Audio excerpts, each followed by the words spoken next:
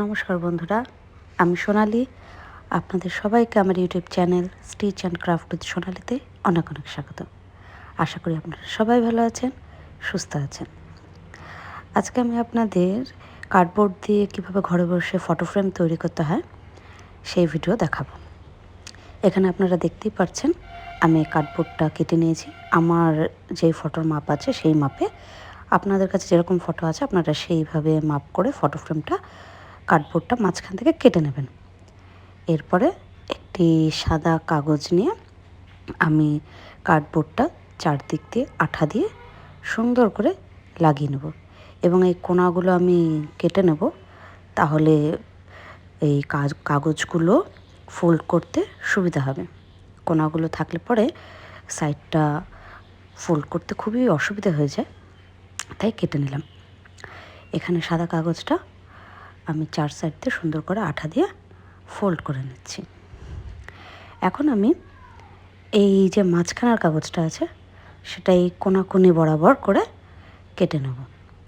এই কোণাকুনি কাটার ফলে কী হবে, আমাদের এই কাগজগুলো আমরা উল্টো দিক দিয়ে আবার আঠা দিয়ে লাগিয়ে নেব। তাহলে যেই অংশগুলো এখন দেখা যাচ্ছে কার্ডবোর্ডের, সেগুলো আর দেখা যাবে না। আপনারা দেখুন আমি কীভাবে করছি, আপনারা এইভাবেই করার চেষ্টা করবেন। আপনাদেরও ফটো ফ্রেমটা খুব সুন্দর হবে। আপনাদের যদি আমার কাজগুলি ভালো লাগে তাহলে প্লিজ আমার চ্যানেলে সাবস্ক্রাইব করবেন। আপনাদের সাবস্ক্রিপশান একান্তভাবে প্রয়োজন। আপনাদের সাবস্ক্রাইব ছাড়া এগিয়ে যাওয়া খুবই মুশকিল।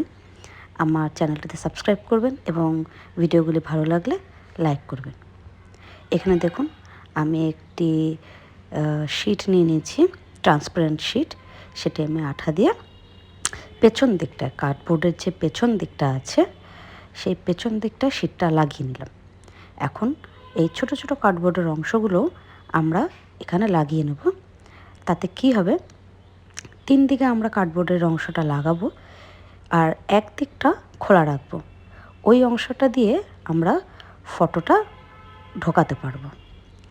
তাই তিন দিকে লাগালাম এবং এটা লাগানোর উদ্দেশ্য হচ্ছে যাতে মাঝখানে একটু ফাঁকা অংশ থাকে ফটোটা ঢোকানোর জন্য। পেছনের যে বড় কার্ডবোর্ডটা সেটাও আমরা সুন্দর করে এই যে আঠা দিয়ে লাগিয়ে নেব। এখন আমি ছোট ছোট করে ফুলের পাপড়ি কেটে নিচ্ছি বিভিন্ন কালারের। আপনাদের কাছে যেই ধরনের কালার থাকবে আপনারা সেই ধরনের কালার দিয়ে কেটে নেবেন আপনাদের পছন্দ মতো। আর এখানে মাঝখানে এই কালো অংশটি আমি ফুলের মাঝখানে ব্যবহার করব। এই ফুলের মাঝখানে ডিজাইনটা সুন্দর আসবে, হলুদ আর কালো দিয়ে ফুলটা যাতে ভালো হয় সেই কারণে। আর এই কালোটা আমি রাউন্ড করে আঠা দিয়ে সুন্দর করে পেঁচিয়ে নেব। আর একদিকটা এরকম থাকবে, দেখতে ভালোই লাগবে। এখন আপনারা দেখতে পাচ্ছেন আমি এই কালো কাগজ দিয়ে 3-4টে এরকম ছোট ছোট স্টিক বানিয়ে নিচ্ছি। এই স্টিকটা কী কাজে লাগবে সেটা আমি পরে দেখাবো আপনাদের। আর এই যে ফুলগুলো বানিয়েছিলাম আপনাদের বললাম, এই ফুলগুলো আমি এখানে ফটো ফ্রেমটার মধ্যে লাগিয়ে দিচ্ছি। আপনারা আপনাদের পছন্দ মতো ডিজাইনের ফুল তৈরি করতে পারেন এবং আপনাদের পছন্দ মতো জায়গায় প্লেস করতে পারেন। আমি এখানে কোনাকুনি প্লেস করলাম ফুলগুলো, আপনারা আপনাদের পছন্দ মতো প্লেস করবেন। আর এরকম আমি আরেকটি ফটো ফ্রেম বানিয়ে নিয়েছি। আগেরটা তো দেখালামই, এটা একই সাথে আরেকটি ফটো ফ্রেম বানিয়ে নিয়েছি আমি।